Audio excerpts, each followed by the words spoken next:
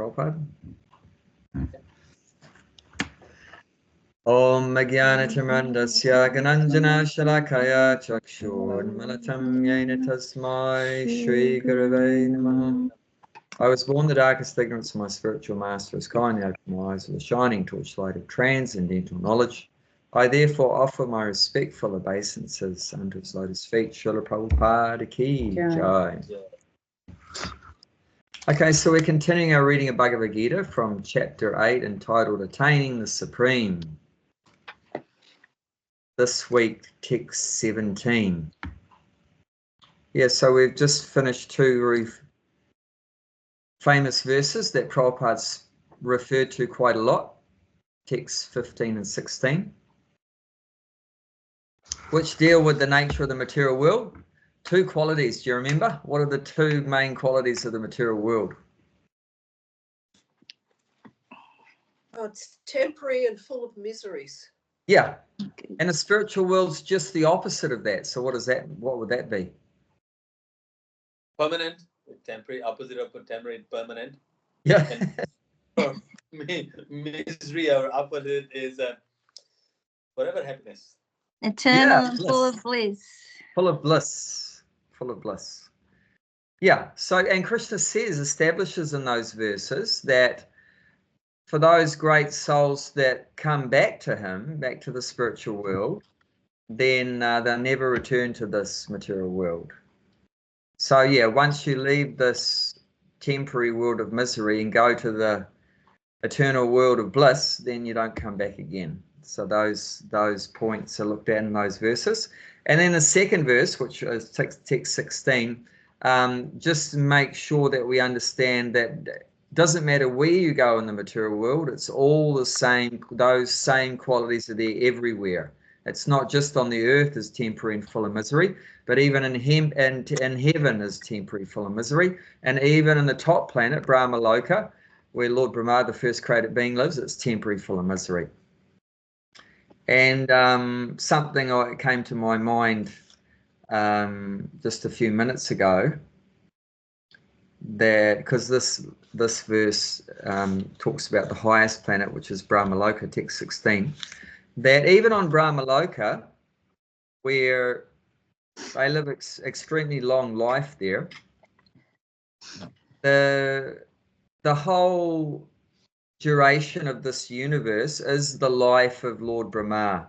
So when the universe begins, that's the beginning of Lord Brahma's life. He comes from the navel that comes from Garbhodakashaya Vishnu, the lotus that comes from the navel of Vishnu. So when Brahma is born, that's the beginning of the universe. And when Brahma dies, that's the end of the universe. So he lives for 100 years, like that's sort of I could say average, not really average, we're not quite there anymore, 100 years human lifespan, but his 100 years is 311 trillion earth years plus so many billions and millions. So that's how long the universe lasts for.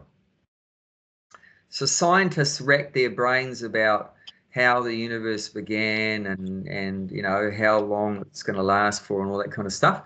But we already know all that stuff in the Vedas just by hearing from Bhagavad Gita and Srimad Bhagavatam. We already know about the beginning of the universe and the end of the universe. So it's measured by the life of Lord Brahma. So those 311 trillion years plus so many billions and millions. That's how long it lasts. But one may get excited about going to Lord Brahma's planet when you hear that you can live there for 311 trillion years. But it's mentioned that if you wanted to go and live there, thinking that's a good place to live on Lord Brahma's planet, then you need to perform pious activities on this earth for 100 lifetimes. I just read that recently. For 100 lifetimes on this earth, you need to do just pious activities and not do any sinful activities. So not even squash a cockroach or anything. You know, so nothing for 100 lifetimes, only pious activities. So you got to help all the old ladies across the road and build hospitals and dig wells and, you know, just do fire sacrifices and everything like that. Be a vegetarian and not smoke any marijuana or drink beer or anything like that for 100 lifetimes in a row. How can they be possible if you grow your own food and when you do the crops, and how many animals you can kill them while you making that, you know, the grain of rice or something? But then I know, so it's very difficult. So it's impossible. yeah, so that's what I'm pointing out. That's what I'm pointing out. It's so difficult to do. You know, have one life of pious activities without any sinful activities. What to speak of 100? But that's what's required if you want to go and live on Brahmaloka, 100 lifetimes in a row of just pious activities, no sinful activities. And yet we can do much better than that, because Lord Chaitanya has come and he said, you just chant Hare Krishna for one life, the remainder of one life, and you can go back to Godhead, which is so much better than Brahmaloka, because even on Brahmaloka you still have to die and like that, and there's still different miseries there and everything. Of course, the main misery is death, but there's problems everywhere, and that requires 100 lifetimes of hard work. Whereas Lord Chaitanya's made it so easy to go back to Godhead, which is unlimitedly better than going to Brahmaloka. So take your pick. Do you want to work hard for 100 lifetimes, go to Brahmaloka, or do you want to go back to Godhead? It's like in Monopoly, right? They have one card. If you're lucky, you get the get out of jail free card. Have you ever played Monopoly? There's one card there they have, get out of jail free. So Lord Chaitanya has given us that free ticket out of jail. This material world is like a jail for the soul. So yeah, it's so much better to just tag on to this movement of Lord Chaitanya, which is just so simple and so joyful. So simple, so joyful. It doesn't cost us money. There's no charge to chanting Hare Krishna, and it's very easy. It's just 3 words repeated in a particular fashion, and even the children can do it. You can be an old person, doesn't matter, man, woman, rich or poor, it doesn't matter. You don't need a big material education. You don't have to be a scholar or philosopher or anything like that. You know, anyone can chant. Whereas even if you want to go to heaven or Brahmaloka or something, there's so many material qualifications required. And that's only you get temporary benefits, some temporary results. Whereas just by chanting Hare Krishna, we can get the ultimate result, eternal result. And it's such a nice process. Like even if you want to go to these higher planets in this universe, you have to perform severe austerities. You hear stories about these yogis in that. They would like stand on their tippy toes with their hands in the air for like years and decades and do fasting. I mean, recently, it's actually the first time in decades, there was an Ekadasi on Tuesday, which a friend of mine actually living near to the farm, Amritananda. Some of you would know Amritananda.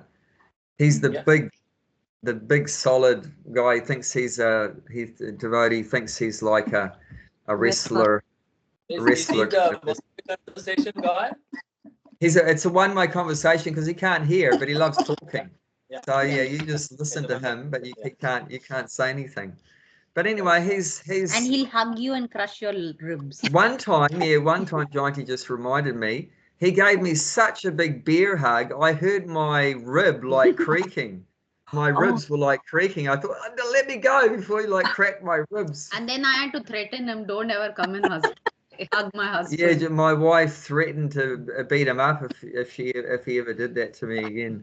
And then he backed off. But he's a lovely guy.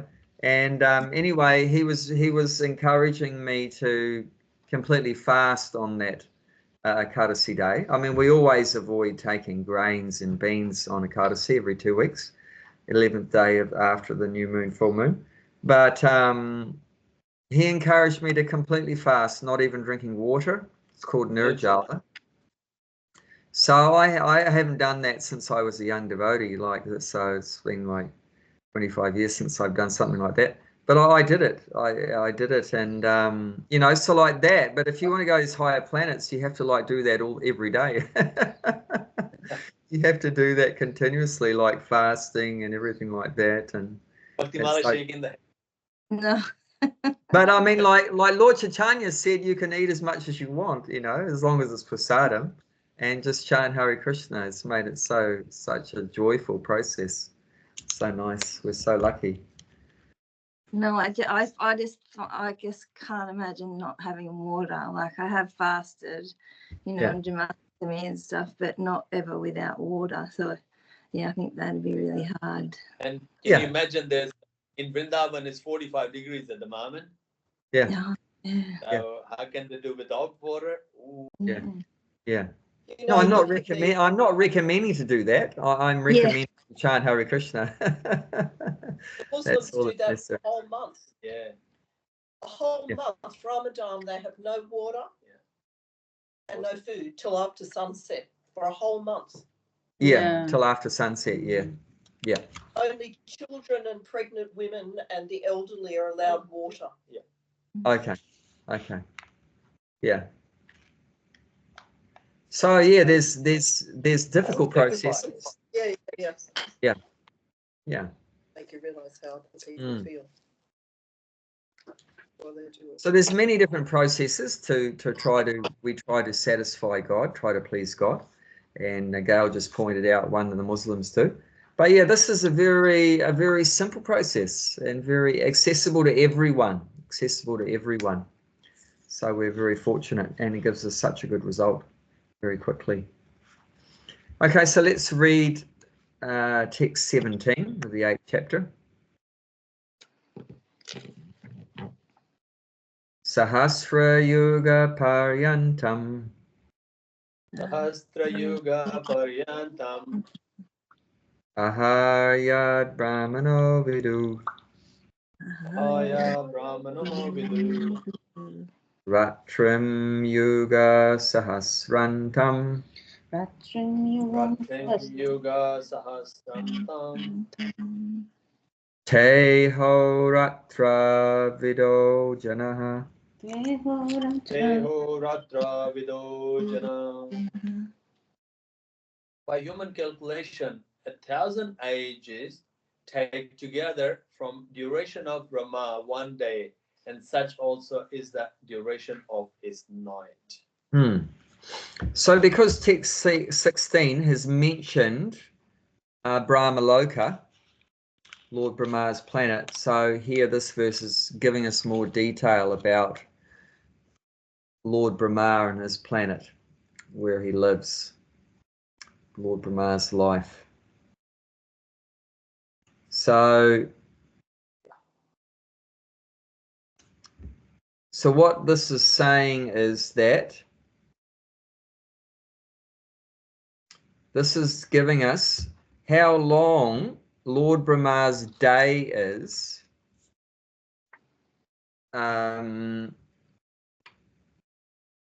respective to this earth time. So 1,000 ages taken together form the duration of Brahma's day. So Brahma's day means 12 hours of his day, and 12 hours is the night. So it says, and such also is the duration of his night. So 12 hours day, 12 hours night. That's 24 hours of one day and night of Lord Brahma. So that 1 day is 1,000 ages. So what is 1,000 ages? 1 age is called a Chatura Yuga. So that means Satya Yuga, Treta Yuga, Dwapara Yuga, Kali Yuga. That's 1 age, what it means here by 1 age. So that's called Chatura Yuga. Chatura means 4 and Yuga means ages or time periods. So if you add all them up, like Kali Yuga is 432,000 years. We just started that 5,000 years ago. We've got 427,000 years left in Kali Yuga. Is it all? Yeah, that's all. And then Dwapara Yuga's about twice that long, 800 and something thousand years. Yeah. And then Treta Yuga is longer than Dwapara Yuga, Satya Yuga is longer than that. I think I Satya need a Yuga. calculator. You need a calculator, yeah, get out your calculators. But the total, if you add up all 4 ages, that's 4,320,000 years. That's one age. And then times that by 1,000, Gulshan. Ooh, Times forget. 4,320,000 times by 1,000. Come on, Gulshan, you should have just fired it off. Yes, So yes, sure. it's astronomical. And that's just one day of Lord Brahma, 12 hours. Same, 4.32 million times by 1,000 is his night. And then he has 30 days in a month and 12 months in a year, and then 100 years. So if you like that. So, and that's what I said, 400, no, what did I say? 311 trillion years plus so many billions and so like that. So that's how long that Lord Brahma lives for. Yeah. So that's just his one day. So yeah, let's read the purport. Gail, do you want to start to read the purport?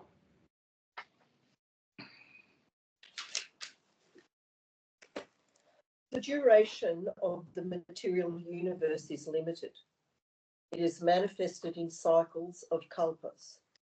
A kalpa is a day of Brahma, and one day of Brahma consists of 1,000 cycles of 4 yugas, or ages: Satya, Treta, Dwapara, and Kali. The cycle of Satya is characterized by virtue, wisdom, and religion, there being practically no ignorance and vice, and the yuga lasts 1,728,000 years. Sorry, leave that. In the Treta Yuga, vice is introduced, and this yuga lasts 1,296,000 years. In the Dwapara Yuga, there is an even greater decline in virtue and religion, vice increasing, and this yuga lasts 864,000 years. And finally, in Kali Yuga, the yuga we have now been experiencing over the past 5,000 years, there is an abundance of strife, ignorance, irreligion, and vice, true virtue being practically non-existent. And this yuga lasts 432,000 years. In Kali Yuga, vice increases to such a point that at the termination of the yugas, the Supreme Lord himself appears as the Kalki avatar, vanquishes the demons, saves his devotees, and commences another Satya Yuga. Then the process is set rolling again. These 4 yugas, rotating 1,000 times, comprise one day of Brahma. The same number comprise one night. Brahma lives 100 of such years and then dies. These 100 years, by Earth calculations, total 311 trillion and 40 billion Earth years. By these calculations, the life of Brahma seems fantastic and interminable. But from the viewpoint of eternity, it is as brief as a lightning flash. In the casual ocean, there are innumerable Brahmas rising and disappearing like bubbles in the Atlantic. Brahma and his creation are all part of the material universe, and therefore they are in constant flux. Okay, let's just stop there for a moment. Wow. So it seems, Prabhupada's saying it seems like a very long period of time, right? But from the viewpoint of eternity, it's as brief as a flash of lightning. Just like that, and it's all over. Because actually we're eternal souls, so this what seems to be a long period of time is still not what we want. You know, whether you live in the material for 100 years or 1,000 years or 1,000,000 years or 1,000,000,000 years or whatever, but it's still not going to satisfy us, because our nature is to be eternally enjoying with Krishna and loving exchanges. So this is even Lord Brahma has, from our point of view, a very long lifespan, but it's still not going to fully satisfy. It's not going to fully satisfy the soul, because our nature is to be in eternal existence without any threat of old age, without any threat of death, without any threat of disease. In this lifespan of Brahma and us, it always reminds me of, there's this moth or something which has a lifespan of just one day. So it's born in the morning and it dies at night. Are you hearing what she's saying? Yes. About a moth. Yeah. I mean, There's some moths that their lifespan is just like one day. Yeah. So we can, from that itself, we can see, yeah, okay, you know, Brahma having so many years as his life. And we are like that moth, isn't it? Anything. Yeah, from Lord Brahma's point of view, we're like that moth, right? Our time period just over in a flash. And yeah, no, it's all miserable. It's kind of hard to comprehend, like 311 trillion and 40 billion. So like, yeah, but like from Krishna's point of view in the spiritual world, Lord Brahma's life is like that moth. Yeah. It's just like a flash and it's all gone. I mean, you know, like the pastime of, do you know the pastime in Krishna book where Lord Brahma stole away Krishna's cowherd boyfriends and the calves? So they were having a picnic. Krishna was having a picnic with his boyfriends, the cowherd boys, and then the calves just disappeared while they were having lunch. So the friends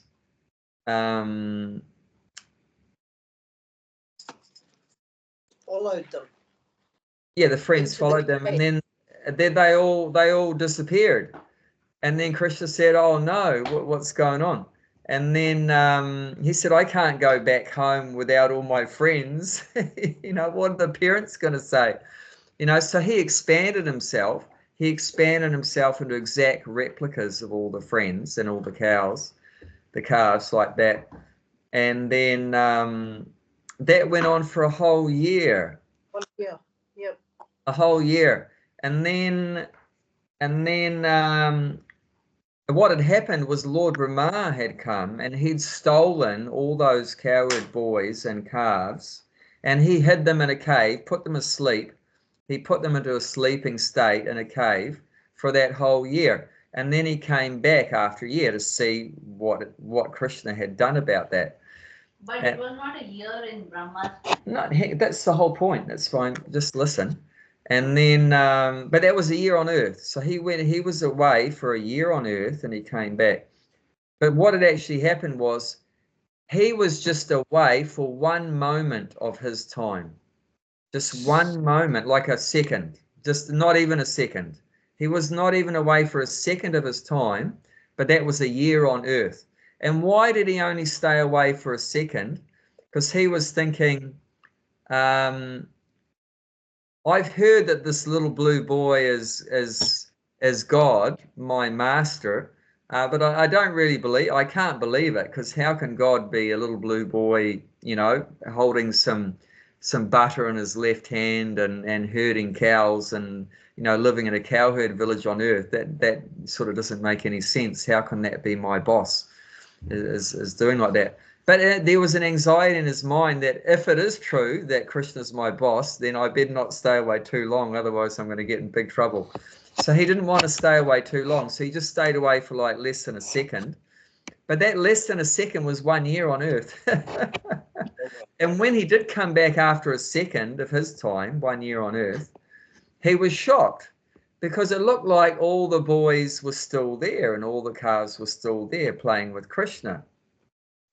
So he couldn't reconcile that, and then he looked in the cave and all the boys were still sleeping in the cave. And that blew his mind. How can they be sleeping in the cave and they can be outside at the same time?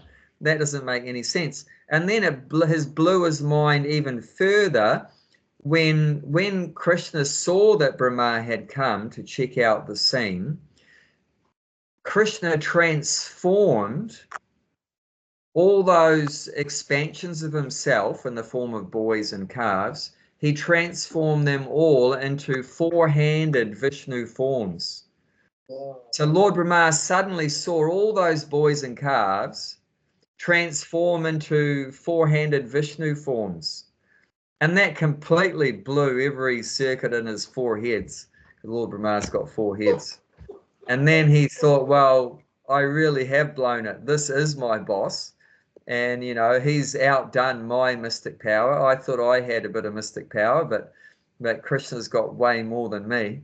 He couldn't figure that out. And then he came down and bowed down at Krishna's feet and apologized and offered prayers and everything. But just the point there that how less than 1 second for Lord Brahma was 1 year on earth. Like that. Fantastic difference there. But yeah, from the spiritual perspective, even that what seems to be an incredibly long lifespan, 311 trillion years of earth years, that's nothing. It's just like a flash of lightning, Prabhupada points out. And the very beginning of this purport, Prabhupada says it straight. The duration of the material universe is limited. So we can't get excited about being in the material world. Even, well, I'm going to go to heaven, it's going to live there such a long time, or I'm going to go to Brahmaloka. No, I'm sorry, mate. It's still limited. It's still limited. And from our point of view, Lord Brahma's life seems a long time. But from Lord Brahma's point of view, his life is not. You know, just like from our point of view, how is our lifetime a really long time? Really? I don't know if you have noticed, but I've noticed, and I've talked with other people that have also noticed, as you get older, it seems like time goes faster. Has anyone noticed that, or is it just me? Like when I was a kid, it seemed like time went very slowly. No, the kids, you have the time get faster. When you're a What's kid, that? when you're a kid, you grow so old so fast. Like I can't remember, like, you know, flash of oil that I'll be finished the uni. So really, like I think in the end it goes slower. Gail? In the young age goes faster. No, when I was a kid, it was like, oh, when's my birthday? Yeah, You know, my young age was took so fast. forever. And now going faster. Yeah. No, mine's the other way around. Now I go. It's the other way around, huh? Okay. What? It's already July soon. In 2 days, it's the winter solstice. You know, the shortest day of the year already. Yeah, that's right. Yeah. So what you're saying, Gail, agrees with what I'm saying. So time seems to go slower when you're younger.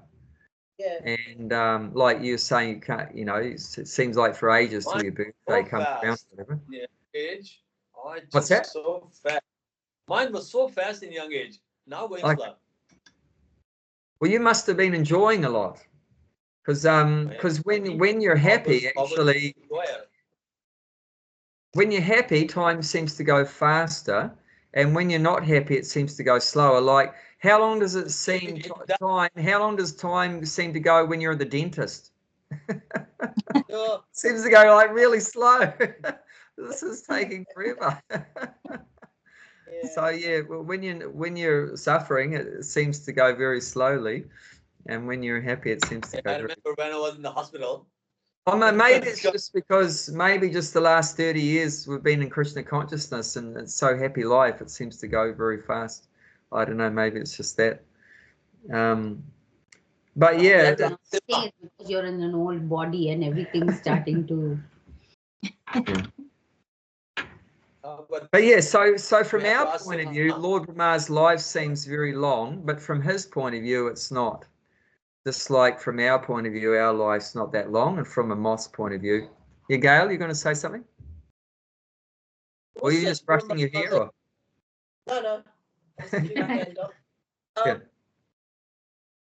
Am I remembering correctly that I read somewhere that Brahma wanted to see Krishna, and then the person looking after Krishna said, "Which Brahma are you? Yeah. The one with four bases or 1,000?" And Brahma went, "What? There's more than one of me?" Is it Brahma? Yeah. That's a very nice pastime. Yeah. So that's one time Lord Brahma went to Dwaraka because Krishna, he appeared in Mathura, and then he went quickly. He was taken after birth, after he appeared to Vrindavan and had so many sweet pastimes in the cowherd village in Vrindavan. And then he went back to Mathura to kill Kamsa. And then after Kamsa was killed, there was a lot of different demons that tried to attack Krishna and his family in Mathura. So it wasn't a very safe situation. Jarasandha was coming from one side, and then this other demon, Kalyavana, came with his 10 million Yavana soldiers from another side. So Krishna transported his whole family in their sleep to an island fortress he created in Dwarka, which is off the western coast of India. So then they lived happily in Dwarka, and Brahma, one time he wanted to see Krishna, his master, in Dwarka. So he came to the door, and the butler or the guard, he went to see Krishna to see is it okay to let him in. That he said, Lord Brahma has come to see you, and then Krishna said, ask him which Brahma. And then so the butlers came back and said, oh, Krishna's asking which Brahma are you? He said, what? What do you mean which Brahma? I thought, I am the Brahma, like the Brahma, like the head of the controller of the universe. What do you mean which Brahma? He didn't know about other universes. So that was the first idea he had in his head, that there are actually other universes beyond this universe. So he said, I'm the Brahma with 4 heads, and like that. So then Krishna called all of the Brahmas to Dwaraka. And because he's the boss of everyone, he can do that. So he called all the different leaders from all the different universes. So the 4-headed Brahma came in, and then he saw the 100-headed Brahma, and the 1,000-headed Brahma, the 10,000-headed, the 100,000-headed, million-headed, 10 million-headed. And the idea is that the bigger the universe, you need more heads to be able to manage it, and more brain power to manage it. So actually our universe that we're in is the smallest of all the universes, because Brahma only has 4 heads. But in other ones he has many more heads because it's far more complicated and you need more brain power. So will they be that big as well? Yeah, huge. It's huge universes. No, I mean the body of Brahma, will that be, how will he have 1,000 heads? Oh, Jayanti's saying, how will he have 1,000 heads? Of course, it's inconceivable for us. Yeah. You can only conceive of something that within your experience. Put up your hands if you've ever experienced someone walking around with 1,000 heads. No, so, we can't experience that. But what I would say is that the higher you go up in the material world, the bodies are made of more subtle matter. See, like these bodies are very gross physical matter, earth, water, fire, and air and space, right? But the more higher you go up, it becomes subtle. What do I mean by subtle? It means you can't see it, but it's still matter, but it's very subtle. So what is subtle? 3 things: mind, intelligence, and false ego, ahankara. So that the body of the demigods and Lord Brahma and the yogis and that higher up are made of mind. They're like a mental body, an intellectual body, ego body, false ego body.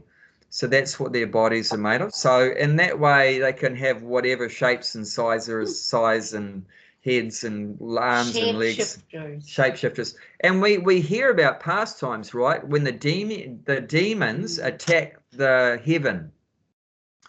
And when the demigods realize that they can't win and they're going to lose, they run away. And how do they manage to escape? They transform into birds and animals and all kind of things just to escape without being noticed. Because if Indra tries to go away in his regular form, he's going to get captured. So he'll change his form. So how can they just change their... I mean, you can't change this form, right? Because it's a fixed, gross form. But their forms are all very subtle. They can change their forms like that according to their will. Like just think of it. In your mind, you can do, anything really with your mind, can't you? Like even in your mind, you can go to India or Fiji or wherever you want in your mind, and you've got a lot more flexibility actually on the mental plane. So yeah, their bodies are more subtle. So yeah, in that way, it's no problem to have 1 million heads or something. It's not like, well, that's going to be a bit overbalanced. They're going to just fall over if they have 1 million heads on one set of shoulders. But yeah, their bodies are more subtle. So yeah, it can still work like that. But yeah, it's inconceivable for us. We haven't seen that. And but we accept it with faith because it's mentioned in the Vedas, and we accept that whatever's mentioned in the Vedas is the absolute truth. There's no cheating in the Vedas, no mistakes in the Vedas, no illusion in the Vedas, no defects in the Vedas. These are 4 defects in every conditioned soul, but they're not in the Vedas. So the 4 defects is making mistakes, subject to illusion, imperfect senses, and a cheating propensity. But none of that's in the Vedas. So we accept all these statements as being true. And it said all these universes come out of the skin pores of Mahavishnu when he breathes out. So when Mahavishnu, that finished off in the purport that Gail read, says, the last sentence says, in the causal ocean there are innumerable Brahmas rising and disappearing like bubbles in the Atlantic. Brahma and his creation are all part of the material universe, and therefore they are in constant flux. So between the spiritual world and the material world, there's a causal ocean. In Sanskrit, it's called Karana. Karana means causal. So there's a spiritual ocean between the spiritual world, Vaikuntha, and the material world. And lying on that spiritual ocean is a gigantic form of Vishnu with 1,000 arms. And he's gigantic. And just to give you an idea how gigantic he is, that the universes come out of his skin pores, like perspiration comes out of our body. So he's huge. And he lies on a gigantic snake bed in Antasasha. And when he breathes out, then the universes come out of his skin. And when he breathes back in, then they go back in. So but his breathing, one breath out, one breath in, that's 100 years of Lord Brahma. That's 311 trillion, 440 billion Earth years. So that his breathing out, breathing in, is that 311 trillion, 40 billion Earth years. So that's what I'm saying. From Vishnu's point of view, Lord Brahma's life is just like this.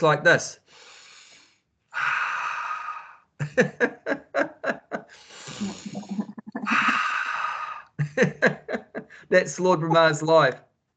So that's what we call relative, right? It's all relative. So that's what we say, oh, that's a really long life. But that's a relative statement. From our point of view, it might be a really long life. But from Lord Vishnu's point of view, it's a very short period of time.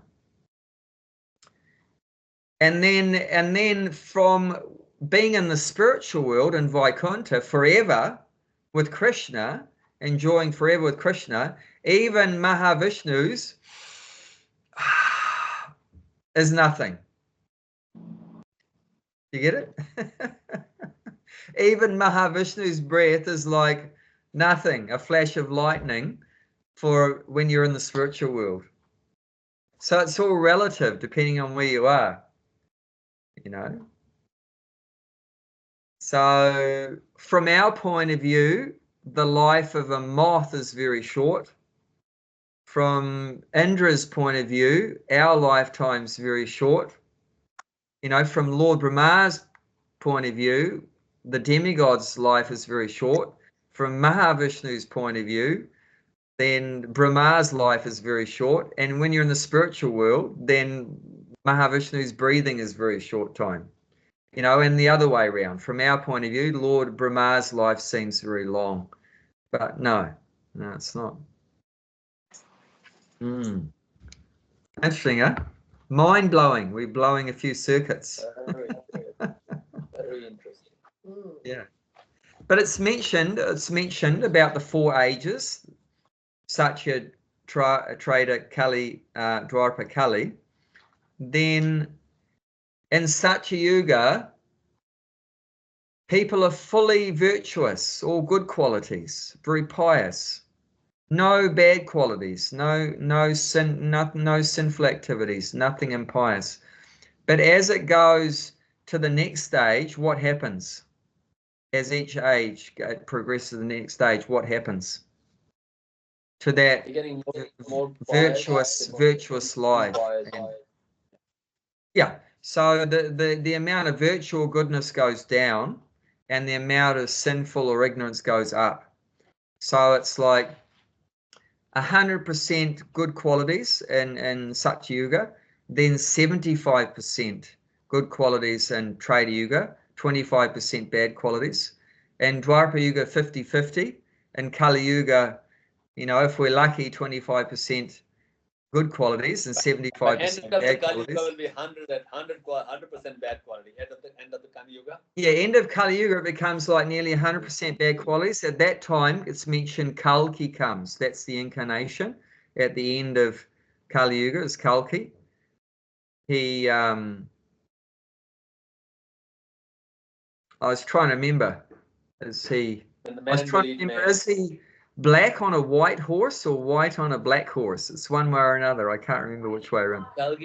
It's he's on a white horse. Okay, he's on a white horse. Black, I think he just said a white. Yeah, he's black on a white horse, and he comes with a sword, and like at the speed of, I can't remember, it's the speed of the mind or something. He's zapping through everyone with a sword and chopping all the heads off, and at that point, yeah, it's all bad qualities. It said at the end of Kali Yuga, if you reach about 20-25 years, you're regarded as an old man. If you're 20-25 years old, you're like an old person. At that point, there'll be no grains, no dairy products, no grains, no dairy products, and the fruits will be all skin and a big seed inside. So your mango will be no flesh in between. Because it's just everything's deteriorating. Everything's so and that's why we become like pygmies. And Gail knows all about health. If you eat very poor nutrition, what's going to happen to your body? It's going to get smaller and you won't live so long. You know, so that means the quality of the air will deteriorate, the quality of the water will deteriorate, the quality of the food will deteriorate, and the effect that will have is your bodies become very small and the lifespan becomes very reduced. And one time, this is when Prabhupada went to America, it was in the hippie days, and one of the first influential people that got attracted to what Prabhupada was doing was a poet. He was very famous, named Allen Ginsberg. This is in the mid-60s. And he became very favorable to the movement. And he was big on promoting LSD. He was one of the big promoters of LSD in the hippie days. And one time he asked Prabhupada, what will the end of Kali Yuga be like? And it's the two of them were in the room together, and then maybe a servant was in the background. And Prabhupada, he was just sitting across a table from each other, and Prabhupada leant towards him, very close. And then Alan leant close towards Prabhupada. So they were very close, their faces towards each other.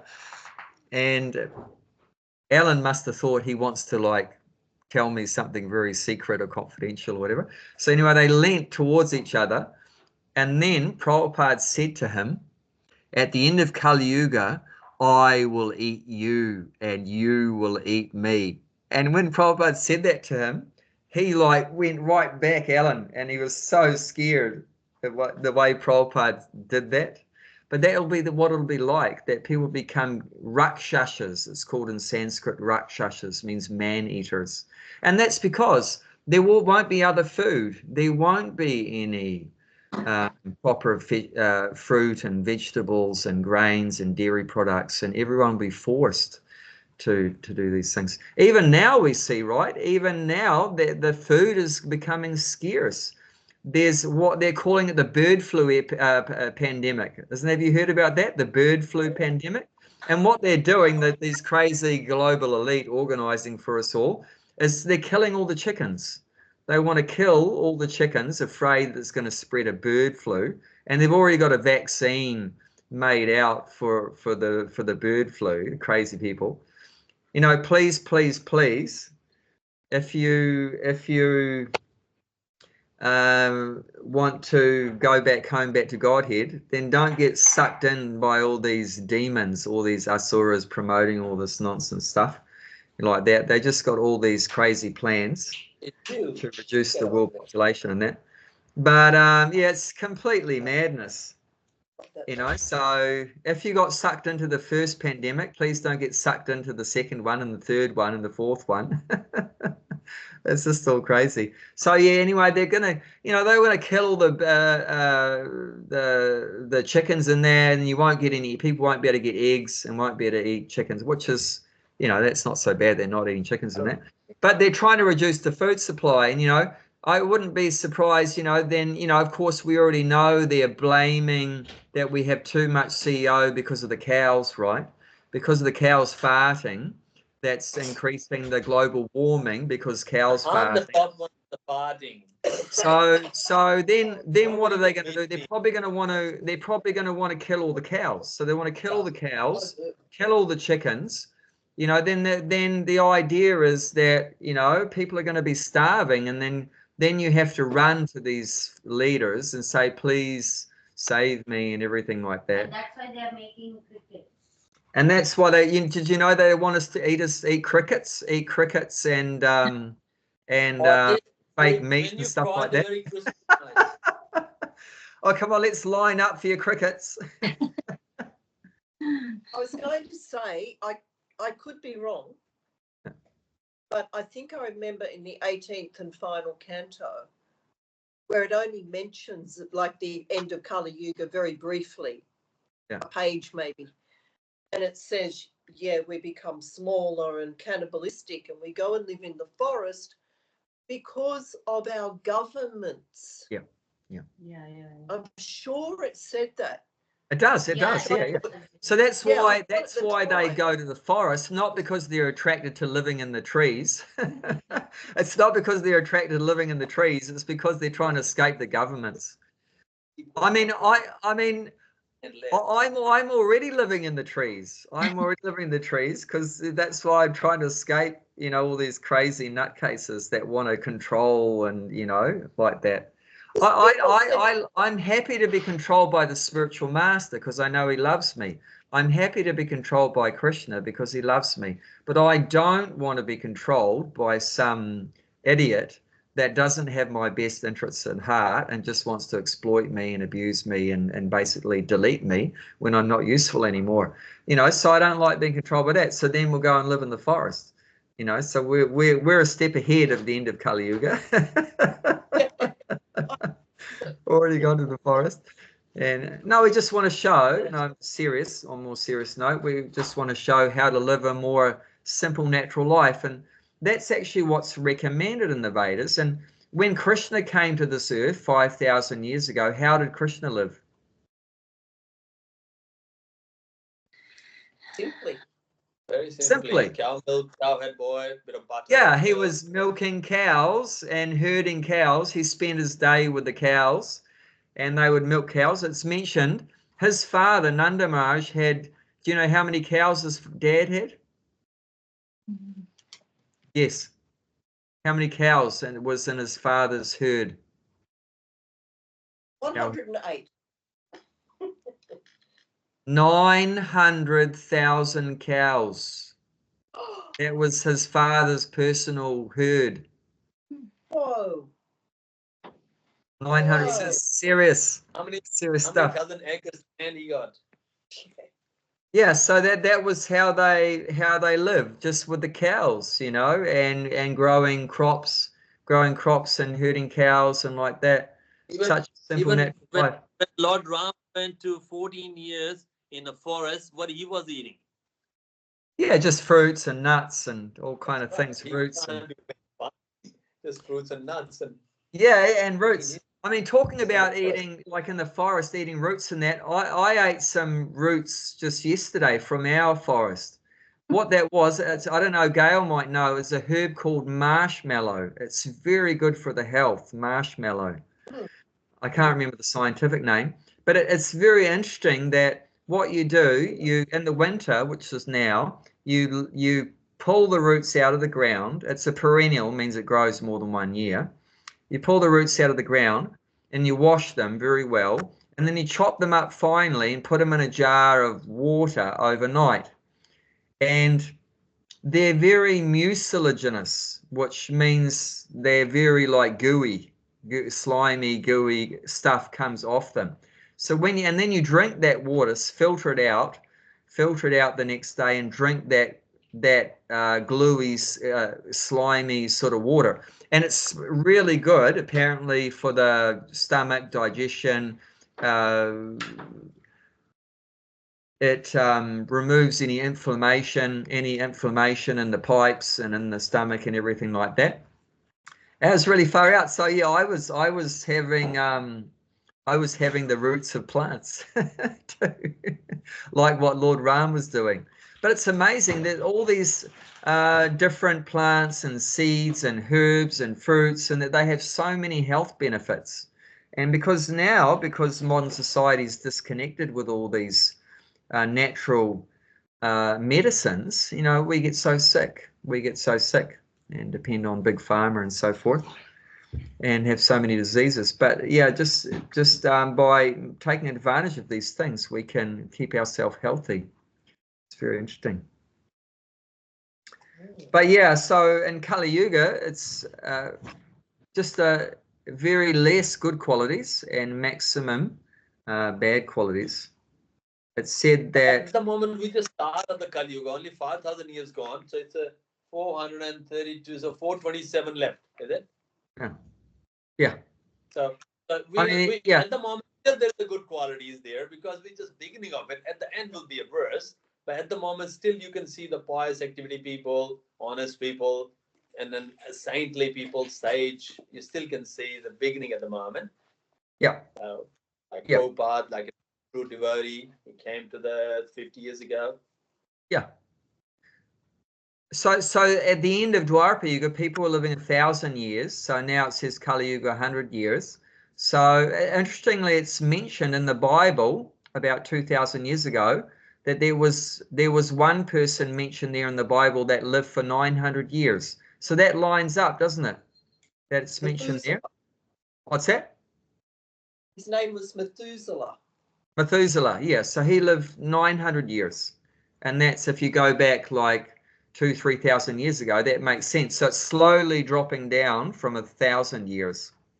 He was Noah's grandfather. So the theory was that before the flood, the great flood, people lived up to at most 1,000 years. So that obviously they were referring to a different yuga. Yeah. Yeah. So it's slowly dropping down. Now, we have been brainwashed in our modern educational system that due to the advances of modern society, we're going to be living longer. But that's actually not true. It's the other way around. We're actually getting shorter. Prabhupada mentions himself that he mentioned his grandfather lived for 100 years. You know, and we know that Prabhupada lived for 80 years like that. He mentions like that, his grandmother, grandfather, they lived like to 100 years and stuff like that. And Prabhupada mentions that we see each generation is getting shorter, getting less. But also this Kali Yuga, even though it seems as though there are still a lot of time, but it's deteriorating very quickly before the mini golden age comes. They increase the pension age to 60. The golden age is not here yet. I mean, it's. So. You want to be over 70. Forget it. I don't like you.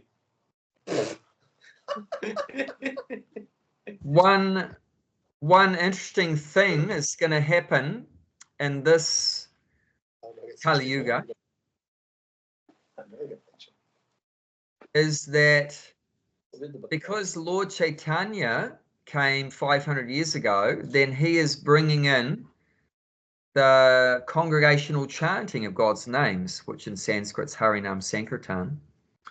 And because of that is going to bring in to this Kali Yuga a mini golden age. It says that's going to last for 10,000 years, that mini golden age within Kali Yuga. What happened after 10,000 years? Then it goes back to down the gurgler again, but it's going to get better. So normally it doesn't get better. Normally it starts off Kali Yuga and then it gets slowly worse and worse and worse. But because of Lord Chaitanya, it was getting slowly worse and worse, but because Lord Chaitanya, it's going to get better for 10,000 years, and then after that, then it's going to go down again. So yeah, this is actually a very special time that we come just after Lord Chaitanya has been here, only 500 years ago. And I was always wondering about that because it doesn't really seem like it's getting better. What's going on? The scriptures, I on one side, I have complete faith in the scriptures, but what I can see with my eyes and everything like that doesn't seem to be matching up with what the scriptures are saying. But then after reading more and hearing more from Prabhupada and other followers about this subject, I can now understand how it works. So he is given the seed of the golden age in the form of giving us the Hare Krishna Maha mantra. But it can't fully grow. It can't, like, a seed in the ground can't grow until what happens? What does a seed need to get in order to grow, to germinate? Water, sun. Yeah, water, some sun, like there's certain things, right? So the seed of love for God is there in the form of the Hare Krishna Maha mantra, but it can't fully blossom because of this great civilization of materialism. So much materialistic society is there.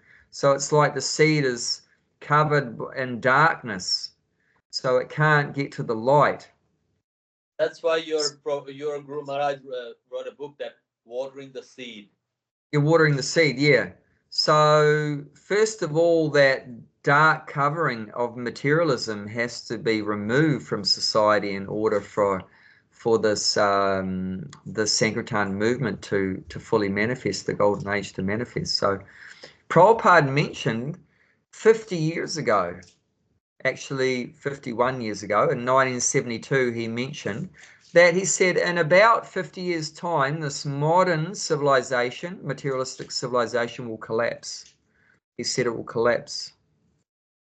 And then the other statements were that now we don't see many people coming to our farms, but he said to his disciples, you will see, there will be one day in your lifespan that you will see thousands of people lining up to our farms.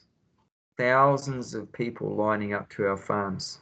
So what's that indicating is the collapse. You know, when there's a collapse of modern society, and why would suddenly be a lot of people be interested in the farms? It's not because they just become attracted to farms. It's because there's no food anymore in the cities.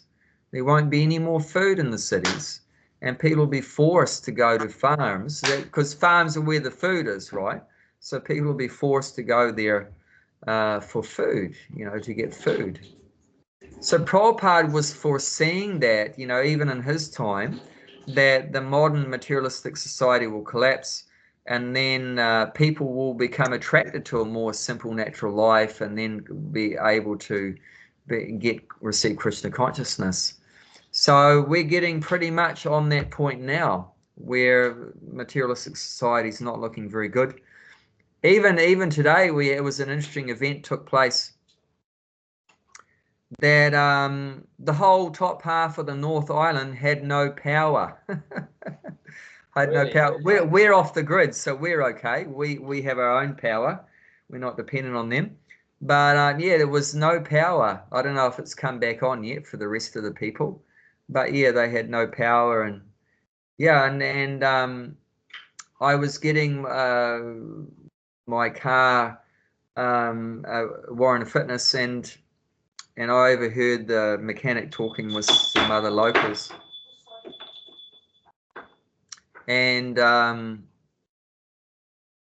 he said they were saying that in 2023, 3 businesses closed in this little town called Kaitaia, and in the first 6 months of 2024, 23 businesses closed. So it went from 3 in 12 months to 23 in 6 months. What is the reason of it? What's the cause of it?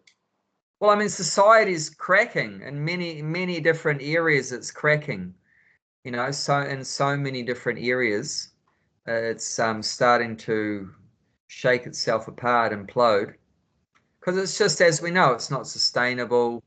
It's not. It's going against God's plans. Also, there's so many different reasons. The godless society. Krishna has a plan, you know, Lord Chaitanya has a plan to bring in the golden age. So he'll make it manifest. So it will happen. So materially, this is a very difficult time, but spiritually, this is a very good time. The only thing we have to do during this transition between a materialistic civilization and a spiritual civilization, that transition, that's a bit of a rocky road. So you have to find out how to stay alive during the transition between the materialistic and the spiritual civilization. That's the thing. And that's why Prabhupada encouraged to develop farm communities, get a more simple life, produce your own food like that, and then you'll be in the best situation for the transition. Because yeah, it could be, you know, very difficult. But then on the other side, it's going to be very wonderful.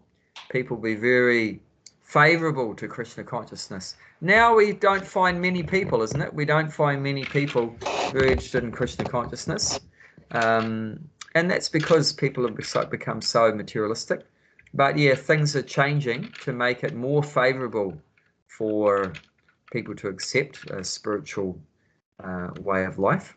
So that's very exciting. We look forward to that. Does anyone want to say anything about that? All good? Okay, let's finish the purport.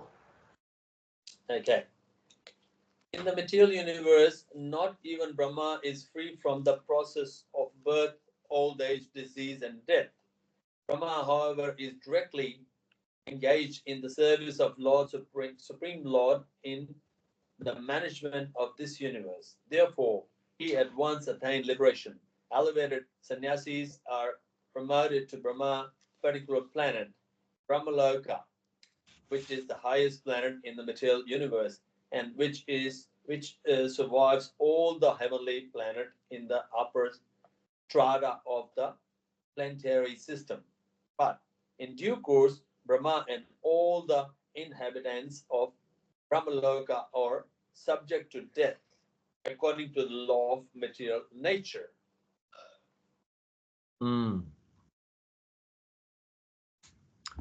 So yeah, even if the soul is pious enough to be able to take birth as Lord Brahma, but it still has to be subject to old age and disease and death. So not even Brahma, even the greatest person in the universe, still has to go through these miserable conditions, suffering. However, even though Brahma has to grow old and get sick and die, however, because he's serving God and in a management position, so you could say that Brahma is one of Krishna's managers. So because he's a manager for Krishna, then it's said he gets immediately promoted to the spiritual world because he's done some service.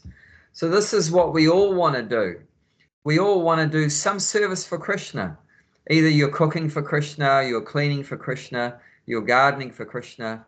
Like now you're talking about Krishna, or you're hearing about Krishna, or you're singing for Krishna, dancing for Krishna, playing harmonium for Krishna, like that, making garlands for Krishna, like that, whatever, distributing some books for Krishna, making some money for Krishna, build a house for Krishna, a temple, like that. Do some service for Krishna. Then in the same way that Brahma gets promoted to the spiritual world because he did some service in the management department for Krishna, then we can all get that. We can all get that. And it's not that you have to do some big service, have a big position in order to get promoted to the spiritual world. Even the most simple service, if you do it with love for Krishna, even the most simple service, then Krishna will accept that. Let's look at a bit further ahead, the 9th chapter, text 26. Talking about what we can do for Krishna.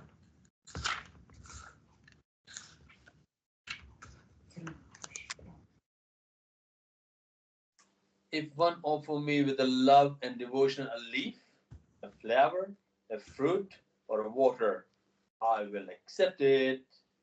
Thank you very much. Yes, so it doesn't have to be a big service. Don't think, that I have to become a sannyasi or I have to become a manager, a leader, or something like that in order to get promoted back to Godhead. Even if I just offer some foodstuffs to Krishna with love, and the main thing mentioned here is with love. Actually, the word bhakti is mentioned twice in this verse.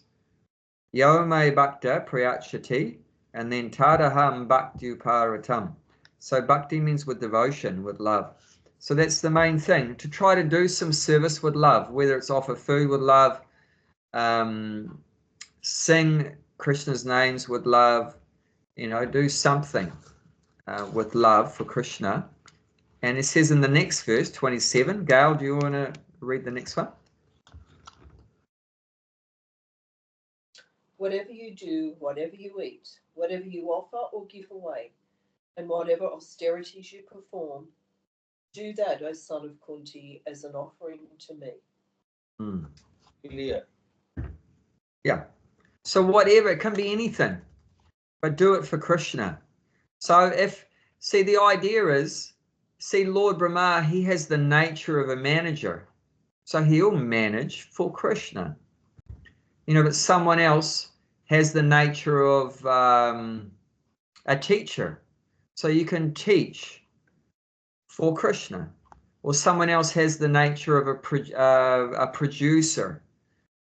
So he can produce something for Krishna, and someone else has the nature of like a laborer, so he can do some labor for Krishna. So according to our nature, we just offer that in Krishna's service. And then, Gulshan, do you want to read text 28? In one question, Yeah. instead of Krishna, can we do for Krishna's pure devotee like a Prabhupada? If you do something for Prabhupada, then Prabhupada There's no was difference. allowed. There's no difference. If you doing for Krishna or doing for the spiritual master, there's no difference, because the spiritual master, like Prabhupada, is Krishna's representative. In fact, when we say do it for Krishna, we do it through the spiritual master, not directly. We're not qualified to offer service directly to Krishna, but we offer it through the spiritual master. Even like food. So we're offering food to Krishna, yes, but in more detail would be to say that we offer the food to our spiritual master, and not that we offer it to the spiritual master and he eats it. No, but we offer it to the spiritual master and he offers it to his spiritual master. And then that spiritual master offers it to that spiritual master. So this is the parampara system. So it gets offered up to Krishna. Food is going to get cold by the time it reaches to Krishna. No, this is a spiritual process. It goes zoom, very fast. Zoom. Very fast. Wi-Fi. Yeah, more faster than Wi-Fi. Okay. Yeah. In this way, you will be freed from the bondage to work and its auspicious and inauspicious results. With your mind fixed on me, in this principle of renunciation, you will be liberated and come to me definitely. Yeah, so that this is the result of the process. You get liberated. You come to me means come to Krishna, means where's Krishna? He's in the spiritual world. So this is the process. So part of the process is by doing everything for Krishna, you're not getting any karma. So that's why it says, in this way you'll become freed from bondage to work. And it's inauspicious and inauspicious results. So whatever you do, if you do it for yourself, then you're going to get karma. That means either sometimes you're going to get a good result, sometimes you're going to get a bad result, but that locks you into karma. If you do a work for yourself and you get a good result, where will you go? In your next life. In heaven, yeah. Still in the material world. You go up in the material world. If you do bad karma, where will you go? Hell. You go downwards in the material world. So both good karma and bad karma is all bad, because you're still in the material world, sometime going up, sometime going down. So if we want to get out of the cycle of up and down, then we need to do our work, our activities for the pleasure of Krishna, the pleasure of Krishna. Yes. And that's the only way to get free from this bondage of karma and go to the spiritual world. Arjuna, Krishna says that whatever act you're doing that, killing that, it's got to be not sinful, because you're offering to me, because I'm saying to do that. So if you like, according to Krishna, if you go that, it's not sinful. If you go against that, then it will be sinful. Arjuna killed thousands of people, but was no sinful. Yeah, that's right. So that's the secret ingredient, is whatever the activity, we have to do it for Krishna. And yes, Gail, you have to go? I have to go to work now. So yes. Thank you very, very much. And I'll see you soon. Yeah. Thank you. Wonderful. Thank you so much, Gail. Lovely to see you. Thank you. And thank you to you, Gulshan, That's okay. letting me come over. That's okay. No problem. I live across the road from you anytime. Thank you very much. So I can offer you a tea because the class is still going. If the class finish, I can offer you a tea, but thank you very much. Next time. Okay, next time. Okay, bye. Bye. Yeah, so. Yes, so ordinarily, of course, killing would be a sinful activity, but because Krishna himself ordered Arjuna to kill, then there's no sinful action. No sinful. That's right. Prabhupada gives a great example of this, just like in the wartime, if the soldier is ordered by his commander to kill on the battlefield, then he gets a medal. But if outside of that wartime and without following any authority, he just kills even one person, then he goes to jail or gets the death sentence. Absolutely. So, you know, in the wartime, he's killing thousands of people. And, you know, and then outside of that, even one person, he goes to jail or gets executed. So what's the difference? The difference is in the wartime, he's acting underneath the authority. And outside of that, he's doing it for his own personal, you know, desire. So if you do it under authority, there's no reaction. And if you do it for yourself, then you get a big reaction. Definitely, yes. So this is the secret of getting liberated. We can't get liberated or freed from the material world as long as we're subject to getting reactions to our activities.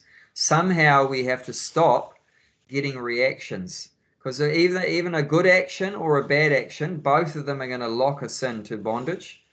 So, and the way to get free from that cycle of action and reaction, the only way to do that is by acting for the pleasure of Krishna. Yeah. Acting for the pleasure of Krishna. According to Krishna, then everything will be in place. If Krishna is in the center, it's okay. You can work around, that's fine. If the Krishna out of the center, then the problem. Yeah. Yeah. So when you're acting for Krishna's pleasure, that's called akarma. Akarma. It means non-reactive work. No reaction. There's no reaction, so it's like you didn't do anything, but you are doing things. We're doing so many things, but it's like you didn't do anything because there's no reaction to the work. That's called akarma. And if you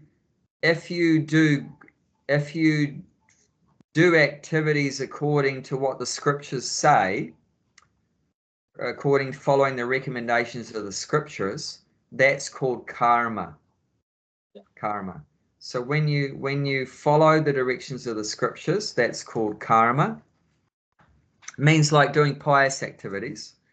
That's called karma. And if you disobey the scriptures, which means engaging in sinful activities against the scriptures, that's called vikarma. Vikarma. So there's three ways you can go. There's vikarma, and there's karma, and there's akarma. So the best way is karma is the best. Akarma is the best. Because if you do any karma, must have every action there is some reaction. Yes. Yeah. That's a karma. Yeah. If you do akarma. Yeah. And that's what locks us into another birth. So the only way we can change that is like what it's saying here. Whatever you do, whatever you eat, whatever you offer or give away, whatever austerities you perform, do that, O son of Kunti, as an offering to me. So we want to make our whole life an offering to Krishna. As Prabhupada said, that my whole life, my motto has been everything for Krishna, nothing for me. That's akarma. That's the perfect example of akarma. You know, he said, my motto is my whole life, everything for Krishna, nothing for me. You know, something for me means that's you getting karma, vikarma.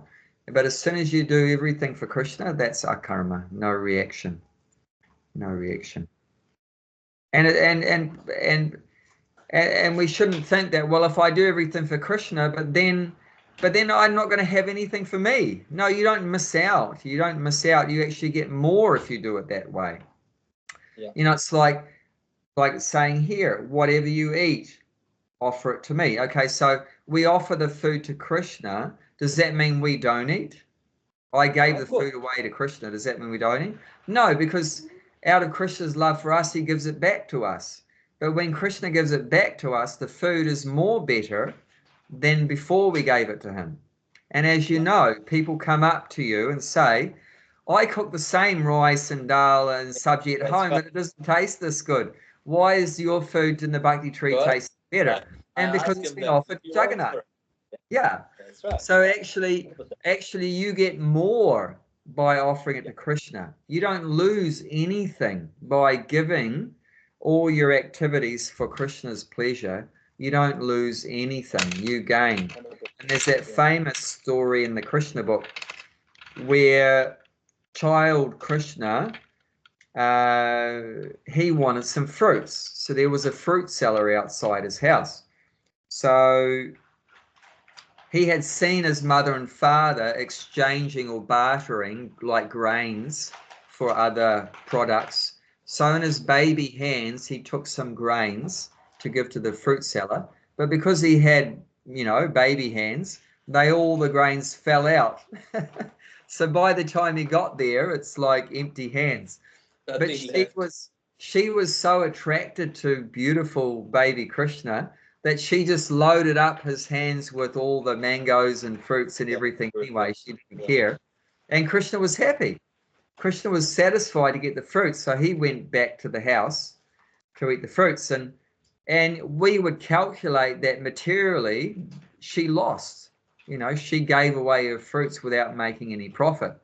But when she looked down at her basket, was it empty? Because she'd given away the fruits. No, it was full of jewels. It said that it was full of jewels. So because Krishna was pleased, then she benefited astronomically, multiple times. You don't lose, and you never lose by giving to God. It's only going to be gaining. And how it's going to happen, when it's going to happen, you don't know. But definitely you're going to benefit from that. Like Prabhupada said, I went to America with 40 rupees, and now 10 years later I've got 40 crores. Yes. From 40 rupees to 40 crores. Nobody does that. Only Prabhupada did that. Because he was in control of an organization that had the value of more than 40 crores. So how do you get from 40 rupees to 40 crores? It's Krishna. Krishna just gives so much. Gives so much. Yeah. So this is the process of Krishna consciousness. So we shouldn't think if I give everything to Krishna, then I won't have anything. No, you're going to get so much. You don't have to worry about yourself. Krishna will take care. The idea is that bhakti means love, right? So if you love someone, you think about them. But love is two-way. It's a two-way exchange. So we think about Krishna, not about ourselves, but Krishna's thinking about us and not about himself. So that's the nature of bhakti. And if God is thinking about Gulshan, then does Gulshan have anything to worry about? No. Doesn't it? Imagine if Jagannath is thinking about you. Oh my. Then you don't have any problems. You don't have any problems. Yeah. That's your best life insurance policy. Afterlife even. Beyond afterlife. Afterlife. That's your afterlife. It's this life and afterlife. So everything's taken care of. Once we establish this loving relationship with Krishna. No one can sell me insurance policy, because when they say, "Oh, we're calling from this insurance," I said, "I already got insurance. Afterlife." He said, "Yeah." So I don't think so. Any of the devotee has an insurance policy. I don't think so. Devotee doesn't believe in the insurance policy. Whenever Krishna said, time to go. What insurance? Insurance can't do anything. Materialistic people, they were so proud that they have all these big insurance policies and everything like that. Yeah, that's on the material level. But on the material level.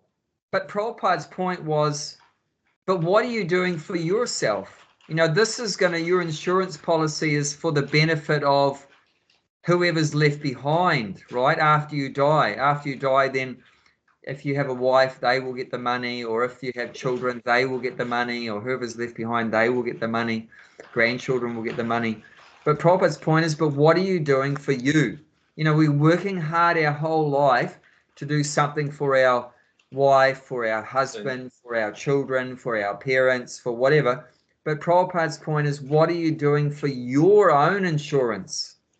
What's for your insurance? You are working for other people, but why don't you're not doing anything for yourself?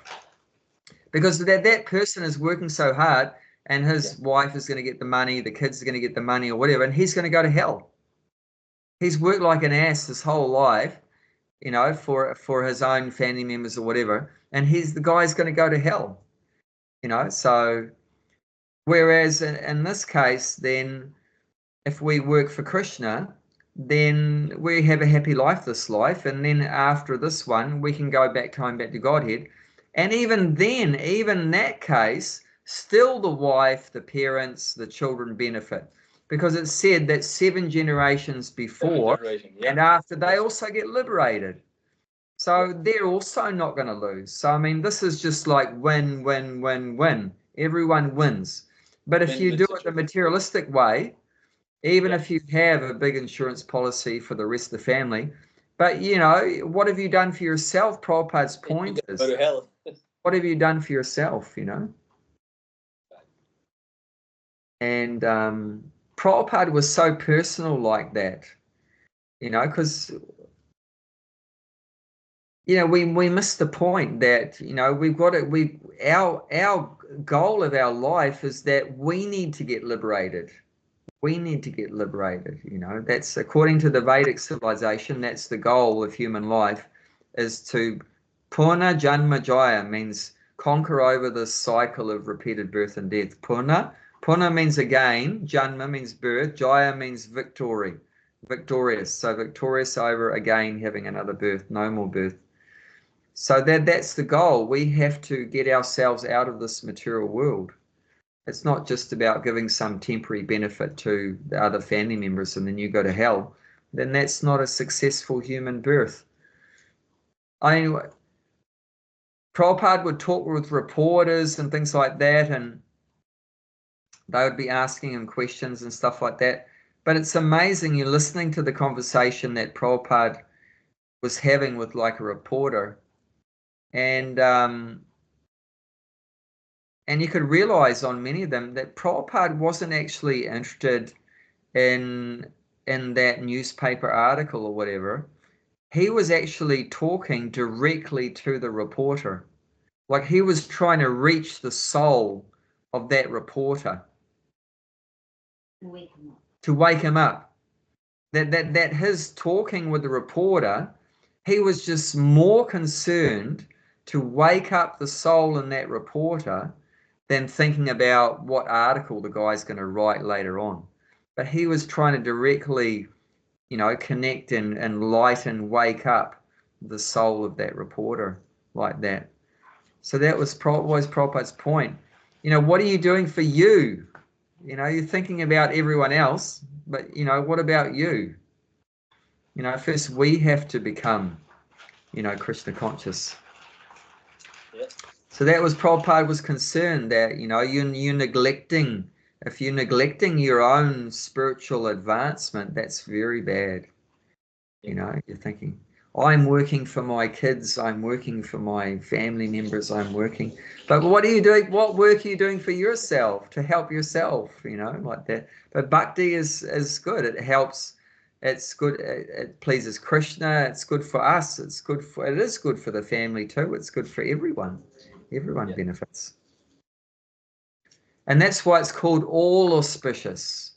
Bhakti is the only process that's said to be all auspicious. Auspicious means good. So it's good for everyone. It's good for everyone benefits. Yeah. Beautiful. So lovely to spend time with you once again, Gulshan. Thank you, Hare Krishna. And thank you for helping Gail to take part. That's all right.